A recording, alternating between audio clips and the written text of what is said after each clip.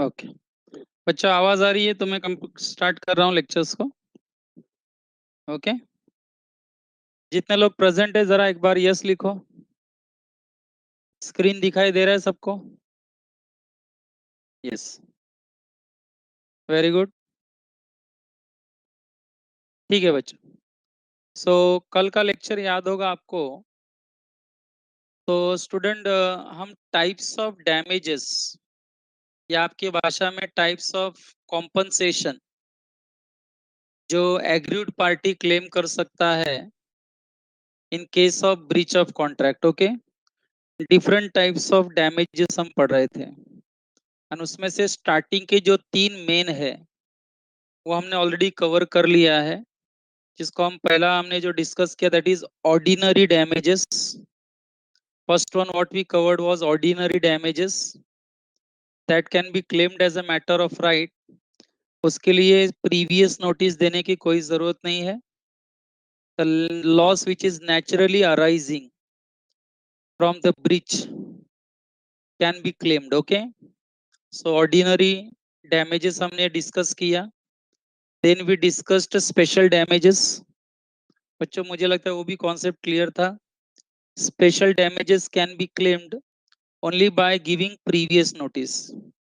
अगर सामने वाले को आपने पहले ही नोटिस में ला के रख दिया है कि अगर ब्रीच ऑफ कॉन्ट्रैक्ट होगा तो अपार्ट फ्रॉम ऑर्डिनरी डैमेजेस मैं आपसे स्पेशल डैमेजेस भी क्लेम करूंगा। अगर आपने उसको ऐसे पहले ही प्रीवियस नोटिस दे दी है एंड बच्चों ब्रीच होता है, तो ऐसे केस में the aggrieved party can claim ordinary damages also and special damages also, क्योंकि स्पेशल डैमेजेस का प्रीवियस नोटिस उन्होंने दिया था। फिर बच्चों तीसरा, मुझे लग रहा है कि ये भी आपको समझ में आ गया था, विंडिक्टिव और एग्जम्पलरी डैमेजेस। ओके, विंडिक्टिव और एग्जम्पलरी डैमेजेस, इसका एक तीसरा भी नाम है पनेटिव डैमेजेस, लेकिन वो आपके इस बुक ने लिखा नहीं है कहीं। तो बच्चों, ये जो विंडिक्टिव और एग्जम्पलरी डैमेजेस हैं, ये पहली बात तो कोर्ट के थ्रू दिया जाएगा। Awarded only in two cases. Awarded मतलब क्या, ऐसा स्टेज पे बुला कर अवार्ड दिया जाएगा क्या आपको? नहीं बच्चों, whenever the words comes damages are awarded या मे बी अवॉर्डेड, तो अवार्ड कौन करेगा आपको damages? Only court. Court, okay, court.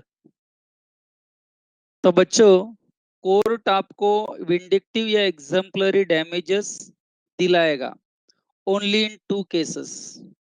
पहला, अगर आप विक्टिम हैं, विक्टिम मतलब आपके पार्टनर ने आपको शादी का प्रॉमिस दिया एंड बाद में वो प्रॉमिस तोड़ दिया, तो इन दैट केस आप उसके ऊपर केस फाइल कर सकते हैं एंड आपका जितना भी फीलिंग हर्ट हुआ है उसके हिसाब से कोर्ट आपको डैमेजेस दिला देगा।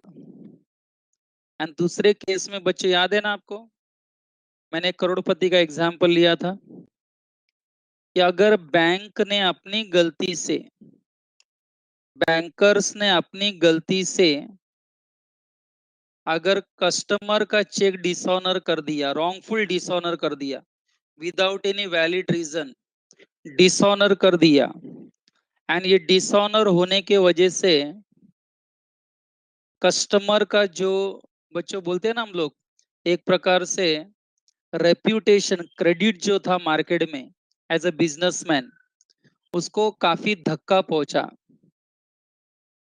बराबर है? तो फिर वो बिजनेसमैन क्या करेगा, वो बैंक के ऊपर मानहानि का दावा कर देगा। उसका जो भी loss of reputation and credit हुआ है उसको वो मॉनेटरी शक्ल दे देगा एंड कहेगा बिजनेसमैन कि आपके गलती से डिसऑनर होने की वजह से मेरा मार्केट में जो क्रेडिट था वो खत्म हो गया एंड आपकी वजह से मुझे 100 करोड़ का लॉस हो गया।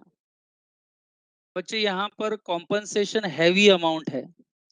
कल मैंने कहा था, smaller the cheque heavier is the compensation, याद है?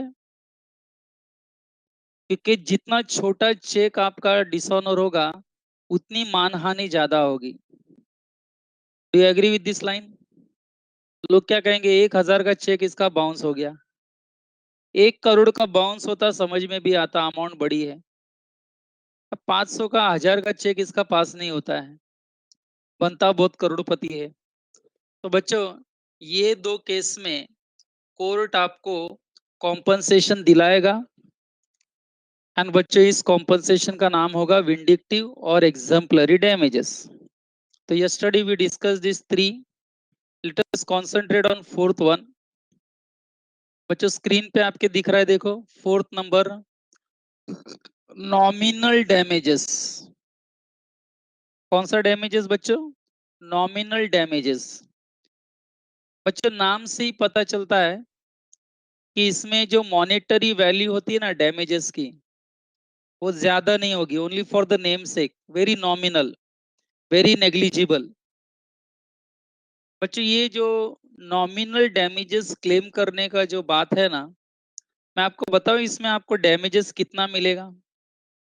अगर कोई नॉमिनल डैमेजेस क्लेम करेगा तो बच्चों इसका है रुपी, 1 रुपया, और इवन 10 पैसे। अब 10 पैसे तो सर्कुलेशन में नहीं है, बट 1 रुपया है ना सर्कुलेशन में। तो कोर्ट आपको बच्चों नॉमिनल डैमेजेस दिलाने में मदद करेगा। एंड बच्चों, ये नॉमिनल डैमेजेस 1 रुपया भी हो सकता है। बच्चों, अभी रिसेंटली एक केस हुआ था प्रशांत भूषण का। उन्होंने कोर्ट का, बोलते ना, कंटेम्प्ट ऑफ कोर्ट, एक प्रकार से कोर्ट की अवहेलना की थी। एंड इसलिए बच्चों कोर्ट की तरफ से उनके ऊपर केस हुआ था। एंड कोर्ट ने उनको 1 रुपया डैमेजेस लेकर छोड़ दिया। That means court actually not interested in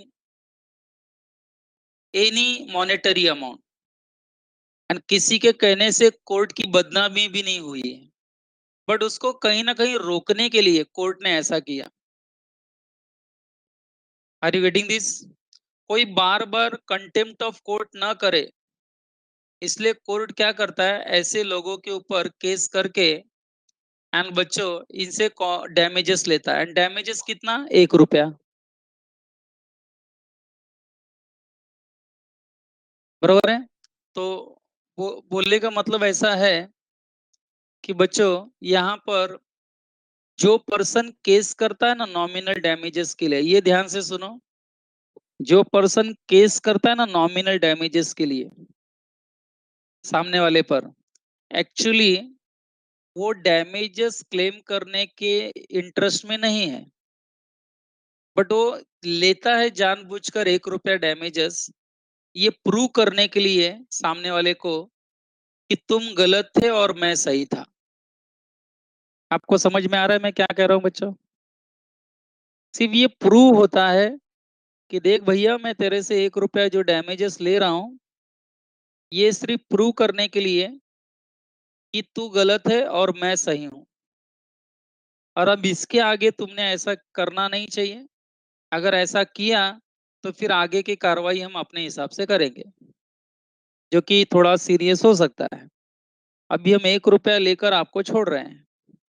आपको समझ में आ रहा है बच्चों मैं क्या कह रहा हूँ? एक प्रकार से वार्निंग देकर छोड़ देना, बट वार्निंग देते हुए 1 रुपया ले लेना, कम से कम 1 रुपया।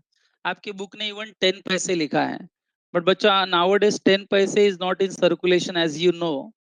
तो कम से कम 1 रुपी आज के डेट में सर्कुलेशन में है। 50 पैसे, 25 पैसे, ये भी बंद हो गया, आपको पता ही है। Am I right student? So fourth type of damages जो हम पढ़ रहे हैं, it's only for name sake. यहाँ केस करने वाला सिर्फ प्रूव करना चाहता है कि मेरा कोई नाम खराब नहीं हुआ, मेरे को कोई डैमेजेस हुआ नहीं है, लेकिन मैं तेरे ऊपर इसलिए केस कर रहा हूँ क्योंकि तू गलत है और मैं सही हूँ। सिर्फ ये प्रूव करने के लिए ही बच्चों ये केस होता है। एंड इसमें डैमेजेस क्लेम होता है। तो बच्चों मैंने कुछ ज्यादा ही बोल दिया है इसके ऊपर, जबकि आपके बुक में उतना ज्यादा नोट्स नहीं है इसका। पढ़ते हैं, देखो क्या लिखा है। Concentrate on the language. Nominal damages are awarded. बच्चों वापस वर्ड आया अवॉर्डेड, यानी बच्चों कोर्ट के थ्रू ही ये आपको दिया जाएगा। वेयर द प्लेंटिफ, याद है बच्चों मैंने प्लेंटिफ का वर्ड क्या बताया था मीनिंग? एनीवन बताया हुआ है? मुझे लगता है कुछ बच्चों को याद रहना चाहिए। प्लेंटिफ एंड डिफेंडेंट करके वर्ड मैंने पढ़ाया था। केस करने वाला, yes. Yes, very good, very good. Where the plaintiff has proved that there has been a breach of contract. देखो, केस करने वाला प्रूव करता है कि देख बाबा ब्रीच ऑफ कॉन्ट्रैक्ट हुआ है, लेकिन तेरे ये ब्रीच ऑफ कॉन्ट्रैक्ट करने से मुझे कोई रियलिटी में डैमेज नहीं हुआ है, बट मैं फिर भी तेरे ऊपर केस कर रहा हूं ये प्रूव करने के लिए कि I am right you are wrong. बस इससे ज्यादा और कुछ नहीं। तो बच्चों पूरा पढ़ रहा हूं। Nominal damages are awarded where plaintiff has proved that there has been a breach of contract but he has not in fact suffered any real damage. बच्चों याद है मैंने आपको सेक्शन 73 में पढ़ाया था, कोई रियल डैमेज होगा मॉनेटरी वैल्यू का, then only you can claim. लेकिन यहाँ पर आप देख रहे हो खुद ही कह रहे हैं कि मेरे को कोई डैमेजेस, कोई भी मेरा नाम खराब नहीं हुआ है। It is awarded just to establish the right to decree. Plaintiff कहता है कि ये मैंने इसलिए किया कि मेरा राइट है तुम्हारे ऊपर केस करने का, अगर तुम ऐसा करोगे तो breach of contract, the right to decree for the breach of contract. And the last line is very interesting. बच्चों नॉमिनल डैमेजेस कितना हो सकता है, पढ़ो। The amount may be a rupee, 1 रुपया, और इवन 10 पैसे। तो can I assume now 10 paise is not in circulation. तो इसका मतलब इसका नॉमिनल डैमेजेस कितना दिया जाएगा, मिनिमम एंड मैक्सिमम? हेलो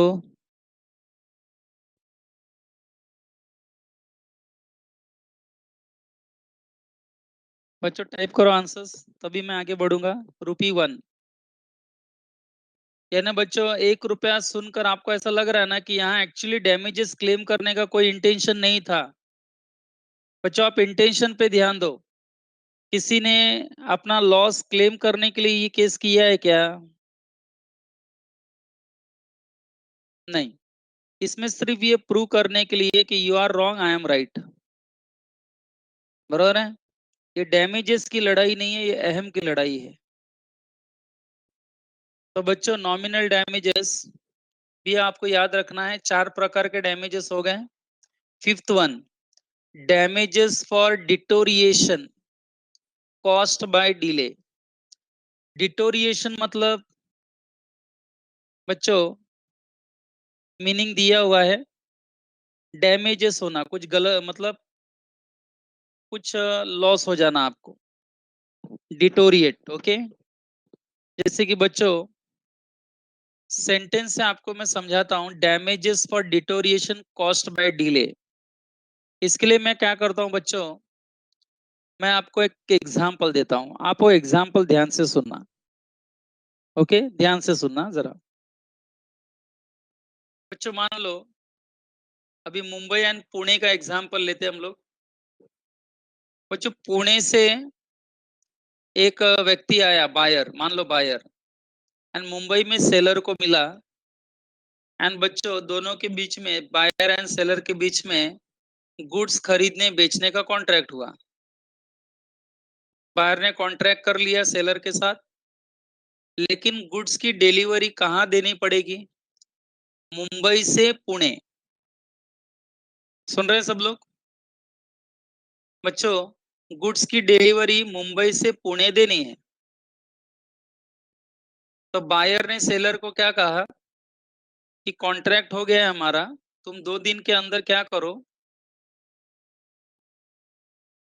कल कल तुम किसी टेम्पो वाले या ट्रक वाले को बुलाओ एंड मेरा ये जो भी सामान है उस पे लोड करो एंड पुणे के एड्रेस पर भेज दो। कल के कल तुम भेजेंगे तो मुझे वो सामान 2 दिन में मिल जाएगा, बरोबर है। एंड तीसरे दिन मैं उसे बेचकर, सीजन है ना अभी, मैं उसको सेल करके अच्छा प्रॉफिट करके तुम्हारा पैसा मैं दे दूंगा। बच्चों जैसे कि व्यवहार होता है वैसे। बच्चों बायर ये बोल के चला गया पुणे। नेक्स्ट डे सेलर ने क्या किया देखो, हाँ ध्यान से सुनो। उसने एक टेम्पो ट्रक वाले को बुलाया, बायर का पूरा सामान लोड किया, ट्रक वाले को बायर का एड्रेस दिया एंड कहा कि पुणे ले जाकर ये सामान दे दे।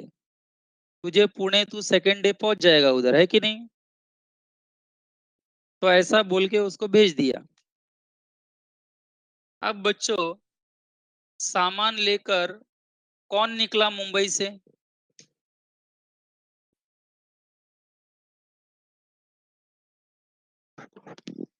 कौन निकला?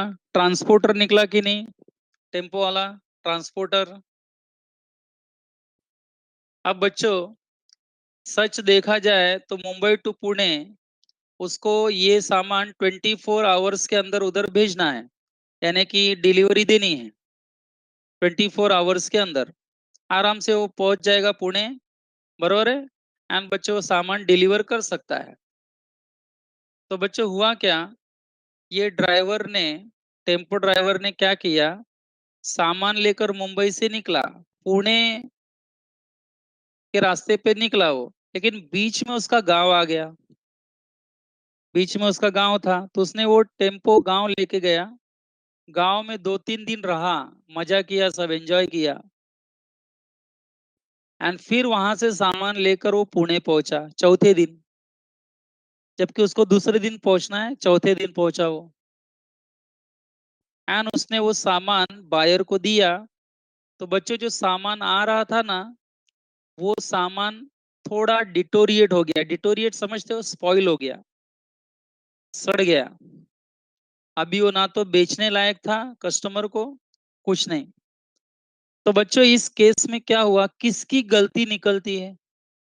इस पूरे केस में किसकी गलती है? सेलर की, टेम्पो ड्राइवर की, किसकी? ये जो सामान खराब हुआ किसकी गलती है? सेलर ने सही समय पे दे दिया था कि नहीं बायर को, सॉरी टेम्पो वाले को? गलती टेम्पो वाले की है। अब जब टेम्पो वाले ने बच्चों डिले कर दिया, जब टेम्पो वाले ने डिले कर दिया गुड्स की डिलीवरी करने में, बरोबर है। तो बच्चे यहाँ बायर को आपको लगता नहीं राइट मिल जाएगा डैमेजेस क्लेम करने के लिए? किसके अगेंस्ट? सेलर के या टेम्पो वाले के?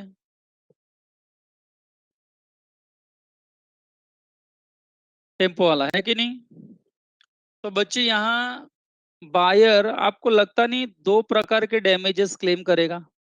पहला, जो भी गुड्स डिटोरिएट हो गया है, सड़ गया है, स्पॉइल हो गया, उसका लॉस वो क्लेम करेगा।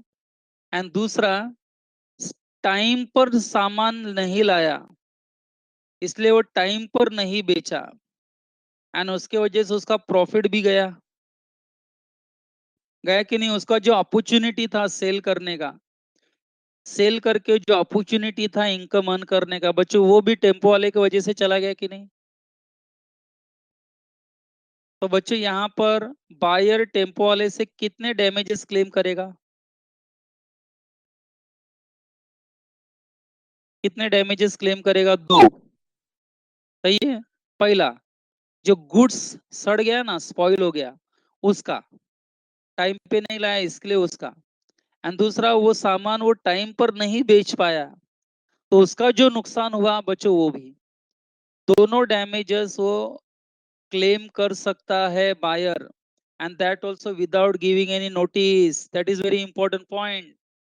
तो बहुत लोग आर्ग्यूमेंट करेंगे सर ये स्पेशल डैमेजेस है। देखो अभी शंकर ने पूछ भी लिया।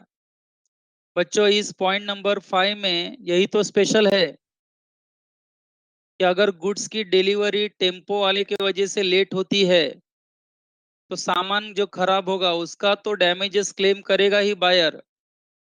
उसको सही समय पे नहीं बेच पाया, इसलिए उसका जो लॉस हुआ, अपॉर्चुनिटी लॉस हुआ बच्चों, वो भी वो क्लेम कर सकता है, even without giving notice, prior notice.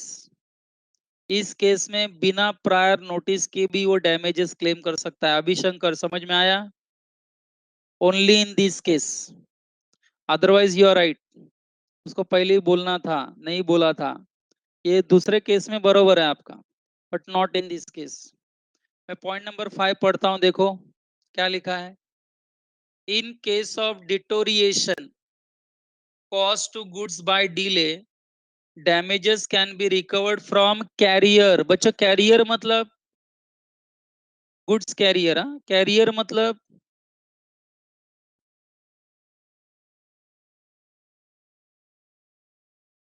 Career मतलब टेम्पो वाला, हाँ।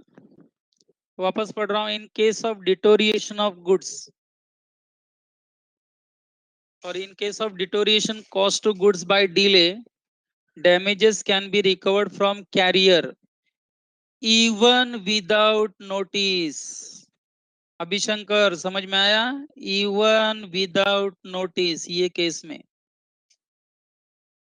the word deterioration मतलब देखो बच्चों, the word deterioration not only implies physical damages to the goods, but it may also mean loss of special opportunity for sale। यानी बच्चे यहाँ पढ़ाई के लिए डिटोरिएशन का मेहनत तो सब करते हैं, लेकिन स्मार्ट स्टडी कौन करता है? प्री एग्जाम ऐप के साथ बनाइए अपनी तैयारी super smart. Pre exam app देता है वाइड रेंज के एग्जाम्स की तैयारी, जैसे JEE, NEET, CAT, CA foundation, CSEET, banking, railway, SSC, MBA entrance, SYJC, com, TYBCom और भी बहुत कुछ। Chapter wise tests and mock tests, detailed performance analysis, और अब तैयारी होगी एकदम परफेक्ट। कहीं भी कभी भी पढ़ाई करें। और एक विशाल क्वेश्चन बैंक आपकी तैयारी को बनाए आसान। इंस्टेंट इवैल्यूएशन से तुरंत जानिए अपनी परफॉर्मेंस और पाएं पर्सनलाइज्ड फीडबैक। तो अब देरी किस बात की? प्री एग्जाम ऐप डाउनलोड करें और अपने नाम से रजिस्टर्ड करें और एक विशाल क्वेश्चन बैंक बिल्कुल फ्री और अपनी सफलता की कहानी लिखें। लिंक डिस्क्रिप्शन में है। प्री एग्जाम ऐप, स्मार्ट यानी तैयारी का बच्चे साथी। यहाँ डिटोरिएशन का मतलब गुड्स का फिजिकली स्पॉइल होना, वो तो है ही, साथ में वो गुड्स टाइम पर नहीं मिला, इसलिए हम उसे वक्त पर नहीं बेच पाए, इसलिए हमारा वहां प्रॉफिट का जो लॉस हो गया वो भी हमारा एक प्रकार से लॉस है, डैमेजेस उसका भी क्लेम होगा। अब बताओ बच्चों, क्लियर हुआ ये पैराग्राफ नंबर 5? मैं सबको पूछ रहा हूँ कि लैंग्वेज का कुछ टेंशन आ रहा है? रिस्पॉन्स दो जरा, यस नो लिखकर। चाहिए तो आप लोग भी रीड कर लो एक बार।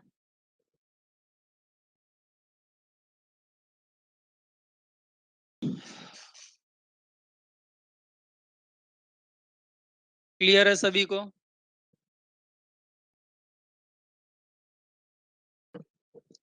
ओके बच्चों, now after that sixth one. बच्चों सिक्स पॉइंट को actually we don't call it as damages, types of damages. Types of damages actually देखा जाए तो वो 5 ही प्रकार के जो अभी हमने पढ़े। ओके, सिक्स पॉइंट में जो लिखा ना, प्री फिक्स्ड डैमेजेस, ये एक्चुअली हम पढ़ेंगे सेक्शन 74 की मदद से कि प्री फिक्स्ड डैमेजेस का मतलब क्या। बच्चों आपको इतना तो क्लियर है कि दोनों पार्टी में से एक पार्टी अगर अपना कॉन्ट्रैक्ट पूरा नहीं करता है, कॉन्ट्रैक्ट का ब्रीच होता है, तो दूसरे पार्टी को बच्चों डैमेजेस क्लेम करने का चांस मिलेगा एंड वो डैमेजेस क्लेम करेगा। फिर चाहे उसका नाम ऑर्डिनरी डैमेजेस हो, स्पेशल डैमेजेस हो, विंडिक्टिव डैमेजेस हो, नॉमिनल डैमेजेस हो, या पांचवा हो damages for deterioration caused by delay. ये तो सबको क्लियर है। बट बच्चों प्रश्न ये है, मेरा क्वेश्चन ये है, प्री फिक्स्ड डैमेजेस मतलब क्या? यहां पर damages is decided by both the parties at the time of contract. What do you mean by this? कि फ्यूचर में किसी ने भी अगर ब्रीच ऑफ कॉन्ट्रैक्ट किया तो इतना डैमेजेस हम एक दूसरे को पे करेंगे। फॉर एग्जाम्पल 10,000 का डैमेजेस हम एक दूसरे को पे करेंगे।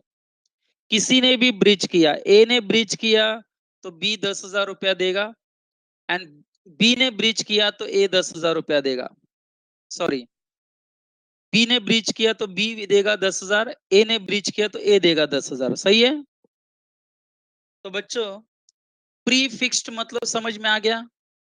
दोनों पार्टी कॉन्ट्रैक्ट करते समय पहले से ही वेल इन एडवांस डिसाइड कर लेते हैं कि फ्यूचर में अगर ब्रीच ऑफ कॉन्ट्रैक्ट होगा तो हम एक दूसरे को ये फिक्स्ड अमाउंट डैमेजेस के तौर पे देंगे। बच्चों, एग्जाम्पल के तौर पर मैंने कितना अमाउंट बताया आपको? जल्दी बोलो। हाँ, 10,000 बरोबर है। ये प्री फिक्स्ड डैमेज हो गया, पहले से ही फिक्स किया हुआ डैमेजेस है ये। Now you tell me, future में अगर ब्रीच हुआ और सामने वाले को अगर एक्चुअल में 15,000 का नुकसान हुआ तो 15,000 का नुकसान हुआ तो वो कितना क्लेम करेगा? तो कितना क्लेम करेगा? 10,000 only, not more than 10,000, not more than 10,000। क्योंकि प्री फिक्स्ड डैमेजेस का मतलब ही वही है ना बच्चों। बच्चों, माय नेक्स्ट क्वेश्चन, 10,000 के बदले अगर 7,000 का ही लॉस हुआ तो सामने वाले को ब्रीच ऑफ कॉन्ट्रैक्ट से 7,000 का ही लॉस हुआ तो 7,000, तो सामने वाला कितना क्लेम करेगा? Very good, very good. Abhishankar, your answer is wrong. Priyanshu, answer is wrong. Om, your answer is wrong. Section 73 यही कहना चाहता है, आई एम सॉरी, सेक्शन 74 यही कहना चाहता है। प्री फिक्स्ड डैमेजेस मतलब जितना डिसाइड हुआ है, अगर उससे ज्यादा आपका नुकसान हुआ तो जितना डिसाइड हुआ है उतना मिलेगा, और उससे कम नुकसान हुआ तो जितना नुकसान हुआ है उतना मिलेगा। सेक्शन 74 मेरे एग्जाम्पल के जरिए समझा सबको? रॉन्ग होने दो, चलेगा। With the help of example मैंने सेक्शन 74 आपको समझा दिया बच्चों। क्या मैं अजम्पशन करूं अभी क्लियर है सबको? जिन्होंने भी 10,000 आंसर दिया, आप ये आर्ग्यूमेंट करेंगे सर प्री फिक्स है ना, प्री फिक्स है। You are right, pre fix है। अरे लेकिन जब लॉस ही कम हुआ, ये प्री फिक्स जो वर्ड है ये बच्चों तब काम आता है जब फिक्स्ड अमाउंट से ज्यादा लॉस होता है। लेकिन फिक्स्ड अमाउंट से कम लॉस हुआ तो जितना लॉस हुआ बच्चों उतना ही सामने वाला क्लेम करेगा, उससे ज्यादा क्लेम नहीं करेगा। Shall I assume it is understood? Yes? तो काम करते हैं, फिर रीड करते हैं बच्चों, फिर रीड करते हैं। देखो point number 6 very important, mark करके रखना बच्चों। Point number 6, sometimes parties to contract stipulate, stipulate मतलब कुछ कंडीशन, जब वो कॉन्ट्रैक्ट करते रहते हैं तभी वो एक कंडीशन रख देते हैं। Sometimes parties to contract stipulate at the time of its formation that on breach of contract by any one of them certain amount will be payable as damages। दोनों ने पहले ही कॉन्ट्रैक्ट करते समय डिसाइड कर लिया है कि फ्यूचर में अगर कोई भी ब्रीच करेगा तो एक सर्टन अमाउंट हम डैमेजेस के तौर पर पे करेंगे, fixed amount. It may amount to either liquidated damages, नए नाम यूज हो गए। आप इस फ्री फिक्स्ड डैमेजेस को या तो लिक्विडेटेड डैमेजेस नाम दो या तो बच्चों आप पेनल्टी का नाम दो। पेनल्टी वर्ड कभी सुना है कि नहीं? लोगों के ऊपर पेनल्टी लगाई जाती है, हैव यू हर्ड? बच्चों what about word penalty, have you heard penalty word? इसके ऊपर पेनल्टी लगा दिया, गवर्नमेंट ने पेनल्टी लगा दिया, यस। तो बच्चों ये जो प्री फिक्स्ड डैमेजेस है कि नहीं बच्चों, ये प्री फिक्स्ड डैमेजेस भी दो अलग अलग एंगल से हम डिस्कस करेंगे। हम प्री फिक्स्ड डैमेजेस को लिक्विडेटेड डैमेजेस भी बोलेंगे, एंड हम प्री फिक्स्ड डैमेजेस को पेनल्टी नाम भी दे सकते हैं, फाइन जिसको हम कहते हैं पेनल्टी, बरोबर है। अब जरा ध्यान से सुनना बच्चों, मैं क्या कह रहा हूं। अभी भी मैंने एक एग्जांपल लिया कि 10,000 फिक्स हुआ, लेकिन आपको लॉस 15,000 हुआ, तो बच्चों आपको सिर्फ 10,000 मिलेगा। तो ये 10,000 जो मिला ना, दिस इज लिक्विडेटेड डैमेजेस। क्या बोला मैंने? Liquidated damages, pre fixed damages, नाम है लिक्विडेटेड डैमेजेस। लेकिन किसी केस में अगर ये बोला जाए कि 10,000 फिक्स है, वो तुमको देना पड़ेगा, और ऊपर का 5,000 एक्स्ट्रा पे करना पड़ेगा, तो उस 5,000 एक्स्ट्रा को हम क्या बोलेंगे? जल्दी बोलो। उस 5,000 एक्स्ट्रा को हम क्या बोलेंगे? पेनल्टी। क्या बोलेंगे? पेनल्टी। इसका मतलब ऊपर का पैसा आपसे पेनल्टी के तौर पर लिया जा रहा है। बच्चों this is what you have to understand. आगे चल के डिफरेंशिएट दिया है, what is difference between liquidated damages and penalty. दोनों का मीनिंग सेम है, both are pre fixed. Liquidated damages भी पहले से ही फिक्स होता है, पेनल्टी भी पहले से ही फिक्स होता है। मालूम है ना, पेनल्टी पहले से ही फिक्स होता है। आप बिना लाइसेंस के ड्राइविंग करते हुए पकड़े गए, तो आपको हवलदार क्या बोलेगा? 800 रुपया का चालान होगा। यानी 800 रुपया फिक्स है कि नहीं पहले से ही? तो it is pre fixed. Either you call it as penalty, either you call it as liquidated damages. तो आप बोलेंगे फिर दोनों में डिफरेंस क्या है? तो बच्चों डिफरेंस वही अपना एग्जाम्पल था, पढ़ता हूं मैं आगे भी। It may be either liquidated damages, that is reasonable estimate of the likely loss in case of breach, or penalty, that is amount arbitrarily fixed as damages payable. Section 74 provides that, बच्चों मेरा example आ गया देखो। Section 74 provides that if sum is named in the contract as the amount to be paid in case of breach, the aggrieved party is entitled to receive from the party at fault a reasonable compensation not exceeding the amount so named, not exceeding the amount so named। And बच्चों उसके नीचे जो example लिखा है, मैं चाहूंगा वो example आप सब लोग रीड करो। Come on read and tell me yes no लिखकर वेदर यू हैव अंडरस्टूड और नॉट।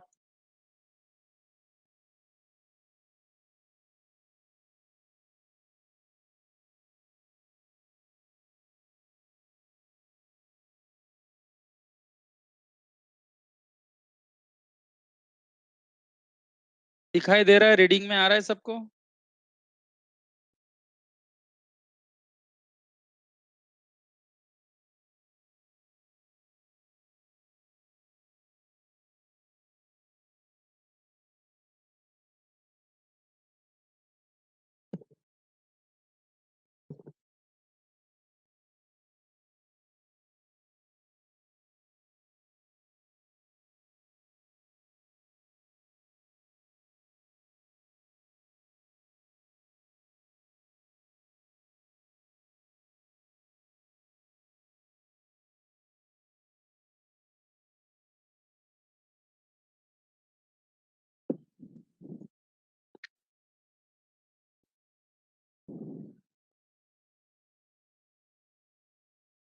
ओके बच्चों बोलो, have you understood the example what section 74 is saying?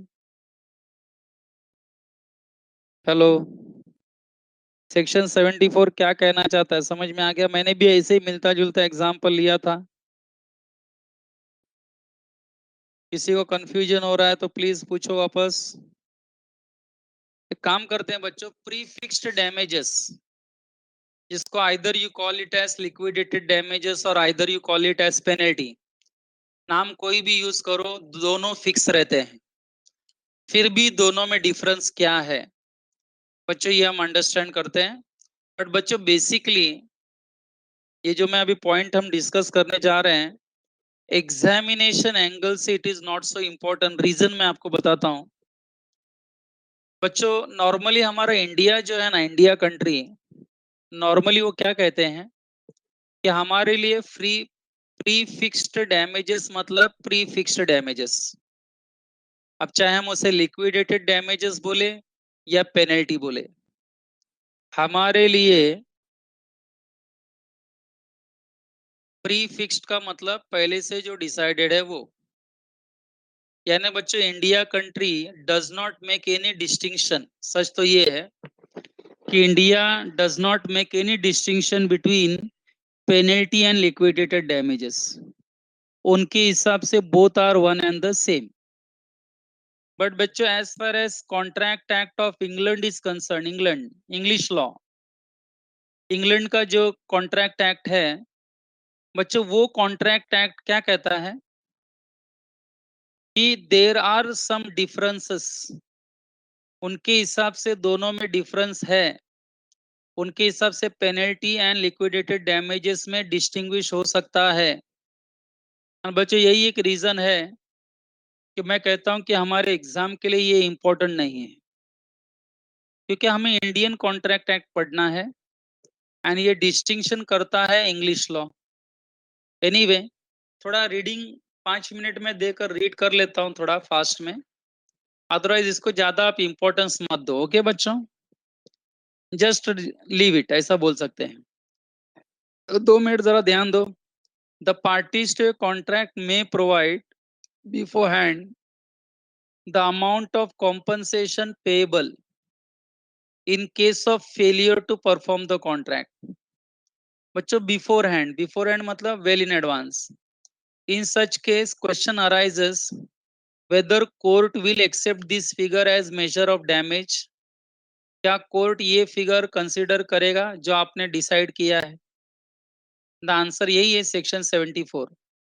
आपने जो डिसाइड किया है बच्चों, उससे ज्यादा अगर डैमेजेस हुआ है तो जितना डिसाइडेड है उतना मिलेगा, एंड जितना उससे कम हुआ है डिसाइडेड से तो जो कम हुआ है वो मिलेगा। कोड भी यही मेथड से जाएगा। तो फाइनली इंग्लिश लॉ आ गया देखो। बच्चों इंग्लिश लॉ डिस्टिंक्शन करता है दोनों में, बट हमारा इंडियन लॉ डिस्टिंक्शन नहीं करता है। क्या लिखा है देखो, according to English law the sums of fix in the contract may be interpreted either as liquidated damages or penalty। बच्चों इंग्लिश लॉ क्या कहता है कि प्री फिक्स्ड डैमेजेस जो होते हैं ना कॉन्ट्रैक्ट के, उससे या तो लिक्विडेटेड डैमेजेस बोलेंगे या तो पेनल्टी बोलेंगे। फिर उन्होंने उसका मीनिंग भी दिया है। If the sum fixed in the contract represents a genuine pre-estimate by the parties of the loss which would be caused by future breach of contract, it is liquidated damages। It is assessment of the amount which in the opinion of the parties will compensate for the breach। Such clause is effective and the amount is recoverable। ये बच्चों उन्होंने liquidated damages का meaning दिया, जहां दोनों parties को पता है, कॉन्ट्रैक्ट करने वाले पार्टीज को पता है कि अगर फ्यूचर में ब्रीच हुआ तो ये ब्रीच ऑफ कॉन्ट्रैक्ट से एक्चुअली कितना लॉस हो सकता है, ये दोनों पार्टीज को पता है। एंड उसके हिसाब से बच्चों वो एक दूसरे को कॉम्पनसेट करते हैं। बरोबर है, यानी आप इसको बोल सकते हो कि एक जेन्युइन कॉम्पनसेशन दिया जाता है because of breach of contract. लेकिन बाद में बट लिखा है देखो चौथे लाइन में, but where the sum fixed in the contract is unreasonable and is used to force other party to perform the contract, it is penalty। बात जरा समझिए। such clause of disregarded An injured party cannot recover more than the actual loss. But बच्चों जितना claim करना है उससे ज्यादा कोई इम्पोज करता है, आपको फोर्स करता है पे करने के लिए, जितना लॉस हुआ है उससे ज्यादा अगर आपको कोई फोर्स करता है पे करने के लिए, तो फिर आप उसे लिक्विडेटेड डैमेजेस बोलेंगे क्या? हेलो। जितना लॉस हुआ है उससे ज्यादा आपसे अगर लिया जा रहा है बाय फोर्स, तो बच्चों बाय फोर्स जो लिया जाता है, इज इट लिक्विडेटेड डैमेजेस और पेनल्टी?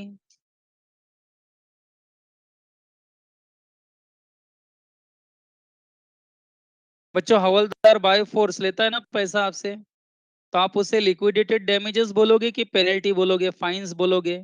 पेनल्टी फाइन एक ही है। अच्छा आप पेनल्टी बोलोगे। पुलिस स्टेशन में फॉर एग्जांपल कुछ गलत काम किया तो आपसे पेनल्टी ली जाती है, बाय फोर्स ली जाती है, आपका मन नहीं है देने का तो भी देना पड़ता है। तो बच्चों जहां आपको जबरदस्ती देना पड़े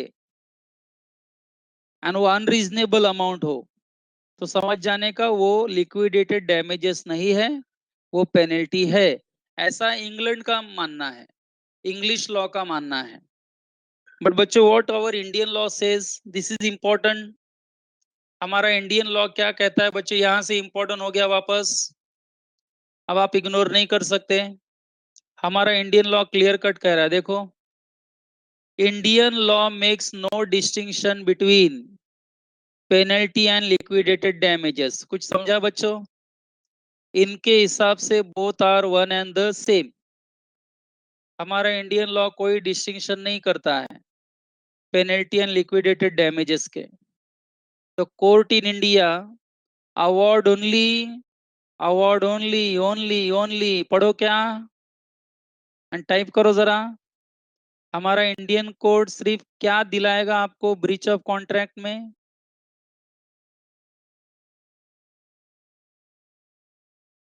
क्या दिलाएगा? Reasonable compensation, reasonable compensation not exceeding the sum so mention in the contract. बरोबर है? जो कॉन्ट्रैक्ट में आपने मेंशन किया है उससे ज्यादा नहीं, उससे कम है तो कम चलेगा, बट उससे ज्यादा नहीं। कोर्ट उससे ज्यादा आपको कॉम्पनसेशन नहीं दिलाएगा। Section 74 of the contract act lays down, if the parties have fixed what the damages will be, the court will never allow more। सीधी बात है, कोर्ट उससे ज्यादा कभी अलाउ नहीं करेगा। बट नेक्स्ट लाइन पढ़ो बच्चों, बट द कोर्ट में allow less, but the court में अलाउ लेस। कुछ समझा बच्चों अपना एग्जाम्पल 74 वाला? हेलो। हम मैंने भी एग्जाम्पल दिया, आपने ऊपर भी एक एग्जाम्पल पढ़ा।